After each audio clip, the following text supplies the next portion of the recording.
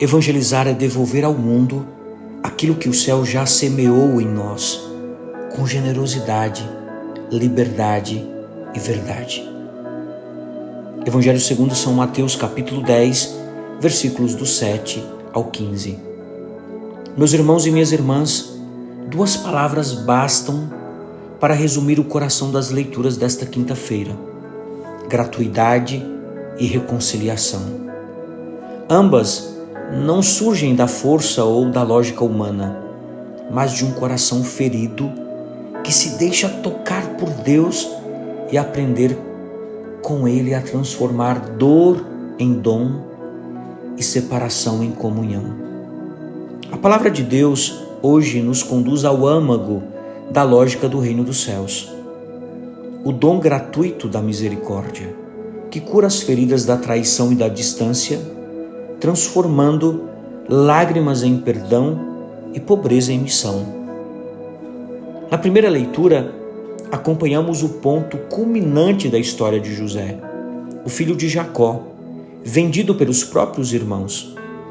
Depois de um longo caminho de sofrimento e exílio no Egito, José se reencontra com os mesmos irmãos que o haviam traído.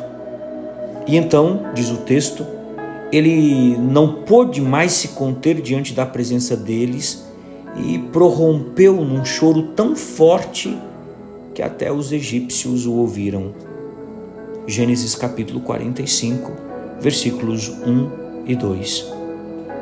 A palavra hebraica utilizada aqui para esse pranto é bakar, que não indica apenas um simples choro, mas um lamento profundo que vem das entranhas, um choro de libertação que emerge de uma longa dor atravessada com fé. Antes de revelar sua identidade, José precisa chorar, não por fraqueza, mas porque o perdão verdadeiro nasce do reconhecimento da dor, da travessia do sofrimento. Perdoar não é esquecer, mas reconfigurar o sentido da história vivida à luz da ação misteriosa, misericordiosa de Deus. Por isso, meus irmãos e minhas irmãs, quando José diz aos irmãos: não vos entristeçais, nem vos irriteis contra vós mesmos por me terdes vendidos para cá, porque foi para a conservação da vida que Deus me enviou antes de vós ao Egito. Gênesis capítulo 45, versículo 5. Quer dizer, Deus enviou José com propósito, com missão. José não se vê como uma vítima da injustiça dos irmãos, mas como um instrumento dos desígnios de Deus. Esta é a conversão do olhar, que é fruto da fé. Ler a própria história sob a ótica da providência e não da mágoa. O perdão não se arranca à força do coração, mas amadurece como um fruto que brota da experiência da gratuidade. Só é possível perdoar de verdade quando se reconhece que, antes de tudo, fomos nós os alcançados por uma misericórdia imerecida. Meus irmãos e minhas irmãs, esse mesmo espírito de gratuidade está no coração do Evangelho de hoje. Jesus envia os 12 em missão e lhes dá uma ordem clara: de graça recebestes, de graça dai. São Mateus capítulo 10, versículo 8. O texto grego utiliza o advérbio dorean, que significa sem preço, sem mérito, gratuitamente. Veja, essa expressão de graça dai, esse advérbio não é um detalhe retórico, mas o centro do mandamento missionário. De graça recebestes, de graça dai. A evangelização não é uma troca ou uma venda, é uma restituição do que já nos foi dado gratuitamente.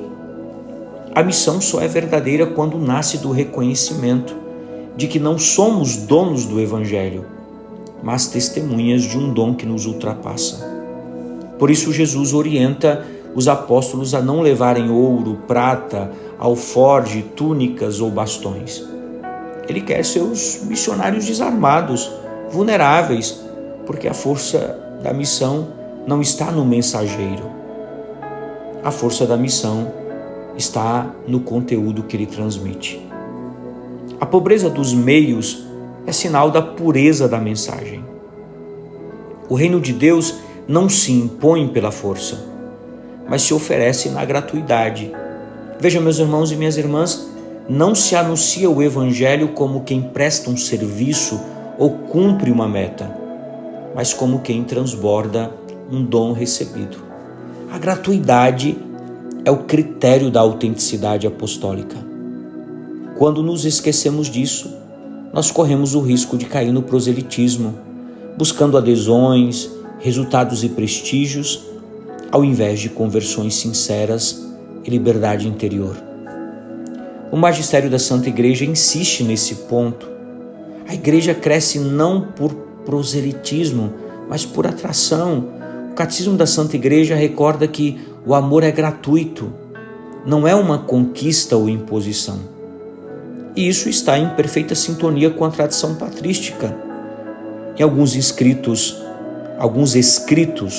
de São João Crisóstomo, por exemplo, ao comentar esse trecho do envio missionário, São João Crisóstomo adverte: se recebeste graça, não a escondas. Se foste curado, não te cales. O bem recebido deve ser sinal de salvação para muitos. Mais adiante no Evangelho, Jesus adverte: se alguém não vos receber, nem escutar vossas palavras, saí daquela casa ou cidade e sacudi a poeira dos vossos pés. São Mateus capítulo 10, versículo 14. A expressão sacudir o pó, a poeira, é um gesto profético de quem não se apega aos resultados nem se ofende com a rejeição.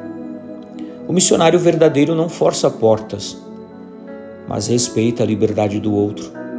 A evangelização não é colonização, mas proposta de salvação feita com liberdade e confiança.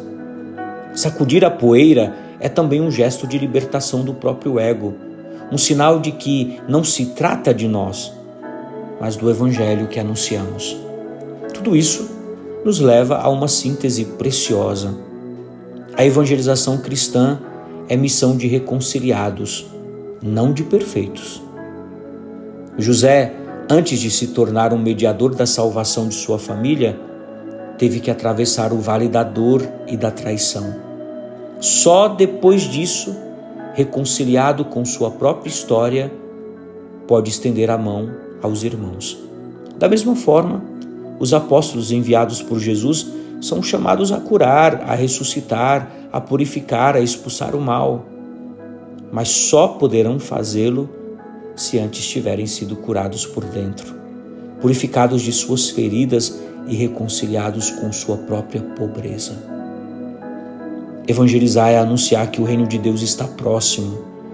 E isso só se pode fazer com os pés no chão, mãos vazias e o coração cheio de gratidão.